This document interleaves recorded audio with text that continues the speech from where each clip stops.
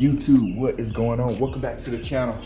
We are still under lockdown, as you can tell. Car's still sitting in the garage. Now, this is the thing that I don't understand. My car's in the garage, but yet I have pollen on my car, and it still looks kind of clean, but I got pollen all over the car, whatnot. I mean, it looks clean, but still got pollen, and it's been in the garage. So still no event, still nothing going on. Still trying to stay safe and social distance as best we can and all of that. So hopefully everyone that's watching this video is safe. Thank you for everyone that just subscribed to the channel. Thank you for checking out and supporting what I got going on. If you're new and the first time stopping by, please also make sure to drop a comment below, like and subscribe to the channel. I'm still gonna be dropping this content while we're kind of on a lockdown situation. So let's hop into the video, man. Let's see what we got going on. So for today's video, man, what we're talking about is, first off, I want to say I love this car. I love driving this car. It's a very, very, very fun car to drive. But I will say there are some things that I like just leave me scratching my head for, as like, what did like the Dodge designers or whoever designed the car, what were they thinking with some of the things they did? Granted, some of the things I'm gonna mention in this video are gonna be things that they did eventually fix, but I still wanna mention like why they didn't do that to begin with. But so there's a couple things that I've been scratching my head over. So I'm gonna go over a couple things on my car, some things on some other cars that I've noticed. Let's hop into the car. I'm gonna show you a couple things on the inside of the car that's I've been like, why did you do this? So first thing that I noticed with this car, now my car's a 6-speed. So if you know 6-speed, you know how that works. I gotta shift gears and stuff here, right? So one part that did not make sense to me, and I didn't notice this until I got the car. I know there's gonna be a lot of people say, I don't do that in my cars. Nobody's gonna have any drinks in my car. Whatever, man, it's not gonna hurt anything. You do what you do to the car, whatever. But this is one thing I did not notice. Or I did not like understand why did they do this. So if you look here, I have cup holders right here, and I have my gear shift right here. So normal motion, let me turn the camera this way. Normal motion, I'm driving like this, like my hand is like, my arm is on this armrest right here, hand here. So this is how I'm driving. And notice like my arm goes right over the cup holder. So that is fine as long as there's nothing in the cup holder. So as soon as like put a cup there, then I got this cup in the way. So how I'm supposed to drive with this thing in the way? Well, let's put in the other one over here. Even if we put it here, like it's in the way. So why was this the thing? Why who allowed this to happen? Like, if this is automatic, we're good, but it's not. Like, I know people is like, well, where else gonna put cup holders? I'm glad you asked. So right here, I have a cup holder right by my door. So hopefully you can be able to see it. Let me open it up real quick. So right there, I have a cup holder right here. So there was zero need to put a cup holder here. If I got a cup holder here, I'm only one person. I don't need all these cup holders up here. The back has their own set of cup holders. I don't need 2 sets of cup holders. So that was a huge WTF. Why did you do this? So this was highly unnecessary.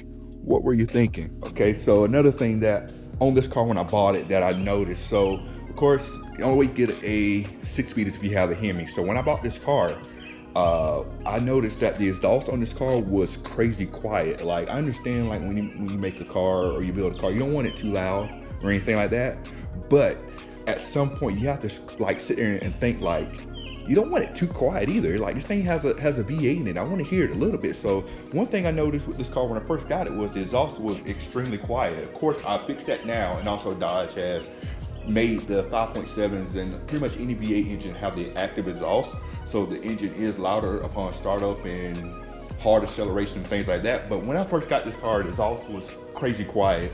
It was quiet, so quiet that I didn't even, like, I thought they got me at the dealership and I didn't really have a V8. I kept looking at the engine. I was looking at the build sheet and stuff like that, trying to figure out like, do I really have a V8? Because this thing is really quiet. But I fixed that. I modified my exhaust, and Dodge has also fixed that. So thank you for doing that. But when this car first came out in 2015, what were you thinking? Like, what was the point of doing that to begin with? Why make a V8 so quiet, especially this type of car? So the next, what were you thinking issue was not particularly with this car, but it was kind of with scat packs, Hellcats, things like that. They sort of kind of fixed it now, but still some opportunities there. The scat packs, before they added the dynamics package, which gave you wider wheels and tires, those 485 horsepower cars came with 245s wide tires. And to put that in perspective, I'm gonna show you what I got here. So like my tires here, these are 275s, right? So these did not come on the car, of course, factory. My wheels didn't come factory. These are wider wheels than what came on the car originally. Like I originally had 20x8s and it came with 245s. I mean, for a car with 375 horsepower, that is fine, that's all well and good. But with a car with 100 more horsepower in the same size tires, it's like an elephant like with rollerblades on. Like, it doesn't make sense, it doesn't work. Granted, they now came out with a wide body with wider tires to help that out, and also the same with the Hellcats. They came out with wider tires. The Hellcats come with 275s, which this car had 275s as well. A Hellcat shouldn't have 275 wide tires because it's not gonna work. And I know a lot of people that even with the wide bodies, granted they come with wider tires, everyone I know that has those cars, they end up switching those tires out with something better, like Michelin or something like that. The stock 305 Pirellis are bad or terrible. They're wider, but they're still terrible. The only cars Dodge has actually released that actually had a proper tire from the get-go has been the 1320 Scat Pack, which has somewhat drag radials on it, and also the Demon, which are the only two cars Dodge has ever released with the proper tires on it. All the other cars has not had the proper tires on there. So that is one of the things, like, what are you thinking? Why not just give better tires? Like with the Ford Mustang GT, like the GT350 and the GT500, those cars come with some pretty decent tires from the get-go. Even the Chevy Camaro, the Z01 and the Z01 1LE, that comes with like some Michelin tires as well, some really, really good sticky tires. So why not just do that from the get-go? Give us better tires on these cars from the get-go. Thank you for trying with the wide body, but these Pirellis, get off these Pirellis. The Pirellis ain't it. So another, what were you thinking? These other topics are kind of going to go hand in hand here, but I'm gonna hop in here. So one thing that with this car, it was a good point, is the fact that it's spacious. Like I'm about 6'1", and I'm sitting in the passenger side, and I have space, right? And even the back seat here, I got a baby child seat back here. So you know, if this fits back here in the back of my car, then it's a spacious car. Even the trunk has space. This car is really, really spacious, right? But the same token, this car weighs a lot. The car weighs just as much as a four-door sedan. Granted, it has four-door sedan space, but it weighs a lot. And if you compare this car to other cars like in its class, this thing is heavy as, you know, it's a boat, man, it's a yacht. So if there is a way, I know, granted, if we make this car lighter, we may be sacrificing space, which is one good thing about this car, but the weight on this thing kills it. But that also goes into the next point, is the horsepower. The way you make a car perform better, I'm gonna go and get out the car here. The way you make a car perform better and make it faster, it's kind of a relationship between the weight and the horsepower. If you're gonna keep the weight the same, you have to up the horsepower, or if you want to keep the horsepower the same, you have to lower the weight to make it perform better. So this car hasn't gotten any lighter, and the engine hasn't gotten any faster, especially for the 5.7s and the 6.4 liters. They haven't gotten any faster, but they still weigh the same. So that trade-off isn't there properly. Like like this 5.7 can't hang with a 5.0 Mustang. And we all know the whole, there's no replacement for displacement. We all heard that saying. But if you just say a 5.0, if you just ask somebody, do you want a 5.0 engine, a 5.0 liter engine, or a 5.7 liter engine? Most people say I want a 5.7 liter engine because it is a bigger engine. But this 5.7 cannot even touch a 5.0 Mustang. And it does hurt me to say that, but it is a fact. It can't hang with a Mustang. In fact, it would take a 6.4 liter engine from Dodge to hang or compete with a 5.0 liter from Ford. Why is that? Like, why? Like, why? So let me hop around to the other side to show you something really quick. So yeah, like I was saying with the engine here, so 5.7 liter engine, just as another, what are you thinking, right? So 5.7 liter engine, 375 horsepower. You think okay, that's a pretty nice sized engine, but then look at some other manufacturers, especially the competition with Ford.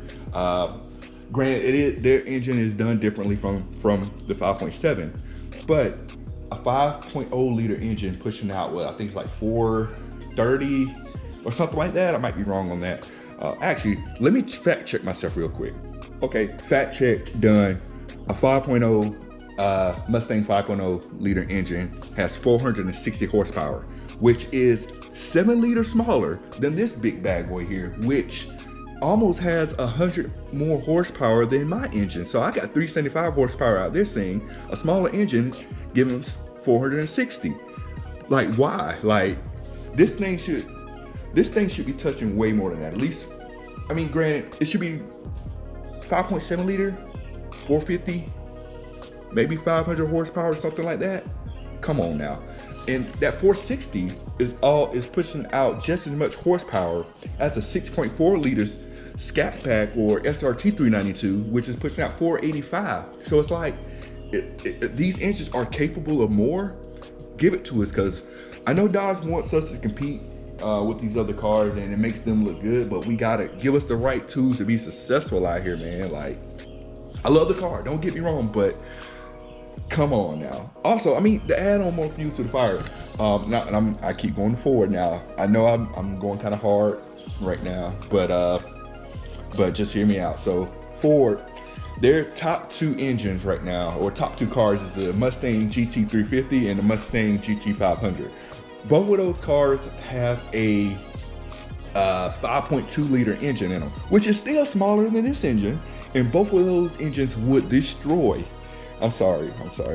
I'm being real. It's realistic. The GT350 and the GT500 will both kill this car, but the GT500 has a supercharged 5.2 liter, so that's we're gonna keep that off the table. But this is a naturally aspirated 5.2 liter engine pushing out 500 horsepower.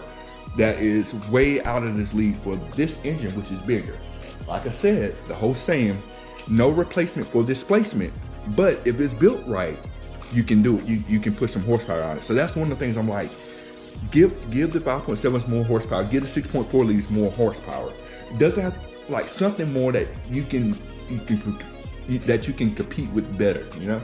This big engine should have a little bit more, a little bit more go, you know what I mean? Now my last point that I want to bring up here is we're gonna look at this bad boy right here. I don't know if you can see it, but that right there is my PCM. That is the brains of my engine. This tells the engine what to do and how to perform. One thing that is kind of made Dodge engines really hard to modify is this bad boy right here. So, well, not hard to modify, but make you spend more money to get more horsepower out of the thing. So, in 2014 for Dodge was the last year they had the computer that was already unlocked. What that means was if you wanted to tune your engine in any 2014 and below Mopar Dodge vehicle, all you have to do is get a tuner or take it somewhere to get it tuned. They can plug something directly into it and start tuning the engine and give you more horsepower and give you the performance that you want. In 2015, they said, no, you don't do that anymore. So they locked us down. Like, they have locked us down with these, with the computers. So in order for you to tune any Chrysler, Dodge, Mopar branded vehicle for 2015 and up, you have to jump through so many hoops to get it done. Well, not a lot of hoops, but it is more money you have to spend.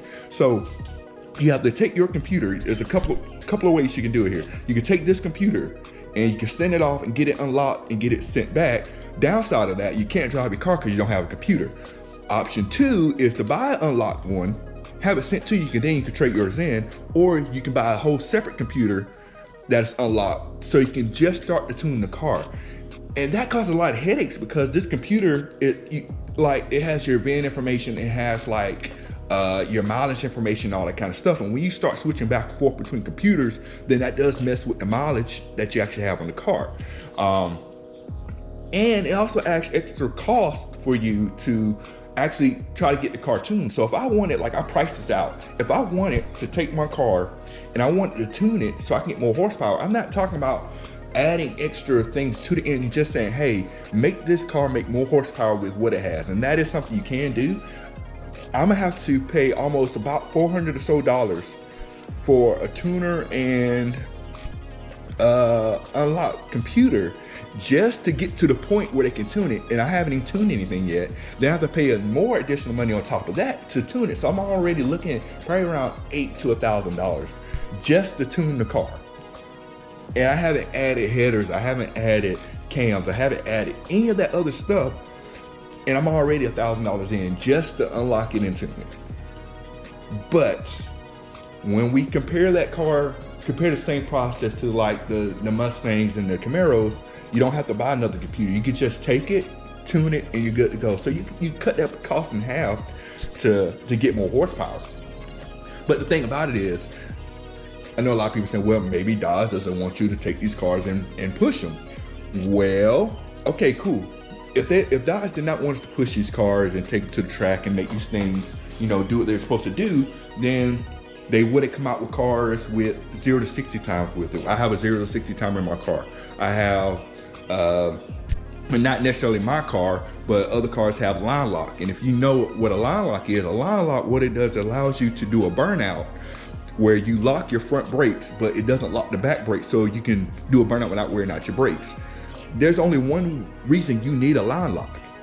It's the drag race. They come out with cars that you can go take to the track and drag race. So Dodge wants you to take these cars and perform and stretch their legs and all that stuff, but they handicap us on being able to tune it so we can get more out of these cars, which sucks. But it's the name of the game. But granted, I know that people are gonna be thinking, well, maybe Dodge doesn't want you to void your warranty. Well, if I want to void my warranty, I don't need Dodge to make it hard for me to void it. Let me void my warranty in peace, right? Like, let me just go and say, I want to void my warranty. Don't stop me from doing it, because that's what we're gonna do. Because people avoid these warranties anyway, regardless. Whether you make it hard for us or easy for us, they're gonna void them. So those are some of the things that I scratch my head about and think, like, why did Dodge do some of these things? Now, keep in mind, I do love my car. I love driving. It's the funnest vehicle I ever owned. But I can't help but think and question some of the choice and some of the things that went into, you know, putting this car together or cars like it. So let me know what you think in the comments, man. Thank you for checking out this video. Have a conversation with me, what you think. Am I being crazy about it, or I'm just being too hard, or am I just too bored and I need something to do, better to do in my life, and sit in my garage and complain about my favorite car. So thank you for checking me out. See you in the next video. We out. Peace.